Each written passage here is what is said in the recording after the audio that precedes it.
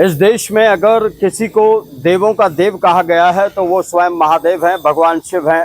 और भगवान शिव का मंदिर आपको इस देश में जगह जगह पर मिल जाएगा।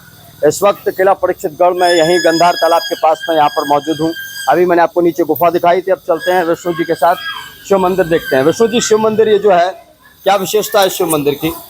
ये गार्गी ऋषि का आश्रम में रामायण कालीन और गांधारी माता के सरोवर के माना जाए तो महादेव का दूसरा शिवलिंग।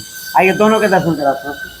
जय भोलेनाथ। तो भोलेनाथ का वो शिवलिंग है, देखिए अलग अलग तरीके के शिवलिंग है। और देखिए पहला ऐसा शिवलिंग है इस धरती का जैसे शायद ही आपने कभी जीवन काल में कहीं देखा हो।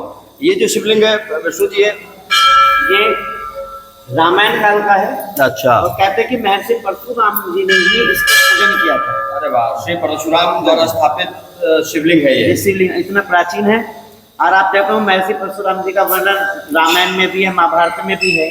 और ये जो शिवलिंग आप देखिए, इसमें जल पड़ते पड़ते इतने गड्ढे हो चुके हैं, तो आप अंदाजा लगा सकते हैं कितने वर्षों पुराना होगा। उधर जो शिवलिंग है, मैं दूसरे शिवलिंग की बात करता हूँ, ये माता गांधारी ने इसको स्थापित कराया। ये भी वेद व्यास जी परशुराम जी द्वारा पूजित है। तो क्योंकि वेद व्यास जी ने इसी स्थान पर महाभारत का उत्तरार्ध लिखा, यानी आधे से ज्यादा हिस्सा उन्होंने इसी स्थान पर बैठकर लिखा है, ऐसा बताया जाता है। वेद व्यास जी ने महाभारत का जो उत्तरार्ध है, यानी आधा हिस्सा बाद का, उन्होंने यहाँ लिखा। अरे वाह, यहीं पर बैठकर, यहीं पर बिल्कुल यहीं पर बैठ, ऐसा ही कहा जाए। तो ये वाले शिवलिंग में तो देखिए इतना जल पड़ा है कि इसमें छेद हो गए, गड्ढे हो गए, इसकी छेद हो गई, लेकिन इसमें नहीं हुआ ऐसा। इसमें क्या वजह है? ये अति प्राचीन है, उधर समय बीतता जाएगा उसमें पड़ जाएंगे। वो गांधारी जी द्वारा स्थापित है, भगवान परशुराम द्वारा है, समय का अंतर है बस। ये देखिए अभी काफी गड्ढे हो चुके हैं। अभी आपको दूसरा शिवलिंग दिखाऊंगा उसी के जैसा भी, लेकिन इससे प्राचीन शिवलिंग पूरे मेरठ में अगर आपको कहीं दिख जाए तो मुझे बता दें। आप पूरी धरती पर नहीं मिलने का, जो श्री परशुराम द्वारा स्थापित है, भगवान शिव का लिंग है। और ये देखिए इस शिवलिंग की यहाँ पर पूजा करने के लिए तमाम जो भक्त हैं वो यहाँ पर पहुँचते हैं। और दोस्तों, हमारी इस स्टोरी में आप वो सब कुछ भी देख पा रहे हैं जो शायद आप आज तक यहाँ नहीं आ पाए होंगे और कभी आपको यहाँ आने का मौका मिले। तो ये वो स्थान है जहाँ कलयुग की शुरुआत हुई थी, और कलयुग की जहाँ से शुरुआत हुई थी वहीं पर हम आपको धार्मिक चीज़ों को दिखा रहे हैं। भगवान शिव का वो शिवलिंग जिसे खुद महर्षि परशुराम ने स्थापित किया था, गांधारी द्वारा स्थापित शिवलिंग भी आपने देखा। अब विष्णु जी, अब हम क्या देखने जा रहे हैं? अब देखिए आगे हम लोग क्या क्या है यहाँ पर। यहीं खुदाई से प्राप्त हुए भगवान शिव के नंदी हैं और ये माता पार्वती के शेर हैं। अरे वाह, इनकी बहुत बड़ी विशेषता है, ये इन्हीं यहाँ खुदाई से प्राप्त हुए थे। हाँ। और ये इनकी विशेषता जो सोमवार की रात्रि 12 बजे के बाद, हाँ, 12 बजे शिवरात्रि हो तो ये अपना स्थान बदल जाते हैं। ये उस तरफ चले जाते हैं, उस तरफ चले जाते हैं। किसी को पता भी नहीं चलता कब बदले। ये देखिए दोस्तों, ये माँ जगत जननी के वाहन जो है शेर वो हैं, और ये है नंदी बाबा जो भगवान शिव की सवारी है। ये बताते हैं कि भगवान शिवरात्रि पर इनका स्थान बदल जाता है। शाम जो रात्रि जो 12 बजे हो, 12 बजे तभी अपने स्थान।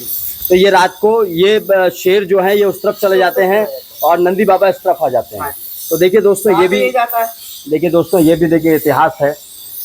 रात में 12 बजे के बाद महाशिवरात्रि के दिन ये दोनों वाहन, माँ जगत जननी का वाहन शेर और इसके अलावा भगवान भोलेनाथ का वाहन नंदी, अपना स्थान बदलते हैं। और ये चर्चा का केंद्र इसलिए बना रहता है क्योंकि भैया पुरातन काल की चीज़ें और एक खुदाई में मिले थे। विष्णु जी, अब और क्या है हमारे पास यहाँ पर पुरातन? यहाँ हमारे पास भगवान श्री कृष्ण जब यहाँ आए थे तो उन्होंने अपनी 2 पहचान छोड़ी थी। हाँ। ये कदम के जो वृक्ष हैं यहाँ दिख रहे हैं। अच्छा, ये भगवान श्री कृष्ण की अमूल्य धरोहर हमारे पास है। ये उन्हीं के द्वारा रोपित है। ये 2 कदम, इसीलिए यहाँ ये खाटू श्याम जी का मंदिर बनवाया।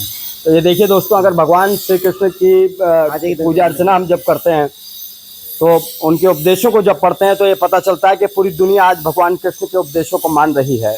भगवान कृष्ण ने जो कुछ भी गीता में कहा उससे लोग आत्मसात कर रहे हैं। और इधर एक कदम्ब का पेड़, मैं सौभाग्यशाली हूँ जो मैं आप लोगों को ये दिखा पा रहा हूँ कि जो कदम्ब का पेड़ है ये भगवान कृष्ण के द्वारा रोपित है। मतलब भगवान कृष्ण ने खुद इस वृक्ष को यहाँ पर लगाया था और आज सालों साल बाद भी, हजारों साल बाद भी यहाँ पर उसी तरह मौजूद है। और दोस्तों ये दूसरा कदम का पेड़ मुझे सौभाग्य मिल रहा है कि मैं इसे छू पा रहा हूँ। भगवान श्री कृष्ण द्वारा रोपित इस वृक्ष को देखने का मौका मिल पा रहा है और आप लोगों को भी दिखाना पड़ रहा है। ये महाभारत काल में ही रोपित किया गया था। महाभारत काल में युद्ध के लिए, संधि के लिए आए थे। अच्छा। कि युद्ध ना हो, टल जाए, भगवान श्री कृष्ण ने प्रयास किया था। तो उसी दौरान भगवान श्री कृष्ण यहाँ रुके हैं। गोपेश्वर धाम पास में ही है। तो वहाँ वे रुके थे। वहाँ भी एक शिवलिंग है। और हमारे यहाँ 5 शिवलिंग महर्षि परशुराम द्वारा स्थापित है। गांधारी सरोवर, गोपेश्वर धाम, पुरा महादेव और झारखंडी मंदिर। ये जो झारखंडी में तो परशुराम जी का आश्रम रहा है। और ये जो है शिवलिंग है, ये उनका यहाँ, क्योंकि सब ऋषि मुनि यहीं रहते थे। वशिष्ठ जी का आश्रम यहाँ है, आपके कदम ऋषि का यहाँ है, लोमस ऋषि का यहाँ, तो वो आसपास ही है यहाँ पर। सारे आश्रम नजदीक ही बिल्कुल। और रामायण में एक स्थान मिलता है, वर्णन मिलता है कि महर्षि जो वशिष्ठ हैं, उन्होंने कहा कि आपको राजा दशरथ ने कहा कि आपको विभांडक ऋषि के पुत्र श्रृंगी ऋषि के पास जाए अगर आपको पुत्र चाहिए। तो राजा दशरथ की केवल एक संतान थी, शांता। आपने वाल्मीकि रामायण में वर्णन मिलता है। तो राजा दशरथ ने कहा कि अब मैं बिना पुत्र के रहूंगा। तो वशिष्ठ जी ने कहा कि आप जो है विभांडक ऋषि के पुत्र श्रृंगी ऋषि के पास जाओ, तो आपको प्राप्ति हो सकती है पुत्रों की। तो वे नंगे पैर अयोध्या से यहाँ तक आए थे और विभांडक ऋषि से निवेदन किया था कि अपने पुत्र से कहिए कि मेरे यहाँ पुत्री अष्टयज्ञ करे। तो पुत्री अष्टयज्ञ करना केवल वही जानते थे। तो तब उन्होंने यहाँ पे निवेदन किया। तो विभांडक ऋषि ने कहा कि देखो, मैं अपने पुत्र को इसलिए कहीं नहीं भेज सकता क्योंकि मैंने अभी अपने पुत्र पर किसी नायरा की छाया नहीं पड़ेगी। आप ऐसा कहिए, पहले मेरे पुत्र का विवाह कराइए। तब राजा दशरथ ने अपने राज्य में सबसे कहा, लेकिन कोई भी तैयार नहीं है। तब राजा दशरथ की पुत्री शांता ने कहा कि मैं ऋषि पुत्र से विवाह करूंगी। तब यह है यहाँ राजा दशरथ ने जो है शांता का विवाह करा और राजा दशरथ का पुत्र प्राप्ति, पुत्र अष्टयज्ञ से। तो ये वर्णन यही का है। तो दोस्तों देखिए, इतिहास भरा हुआ है यहाँ पर। जब हम पहुँचते हैं राजा परीक्षितगढ़ के स्थान पर, किला परीक्षितगढ़, तो हमें वो इतिहास मिलता है जो इतिहास अपने आप में खुद गवाही देता है।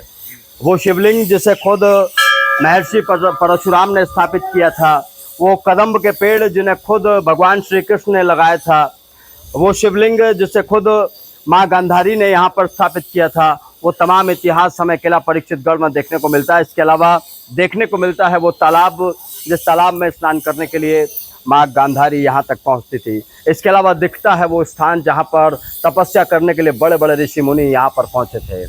किला परीक्षितगढ़ की हमारी ये स्टोरी अभी जारी है। आगे और कई जगह पर चलेंगे, कई आश्रम देखेंगे। विष्णु जी हमारे साथ हैं और लगातार अच्छी जानकारियाँ हम तक पहुँचा रहे हैं। आप बने रहिए हमारे साथ।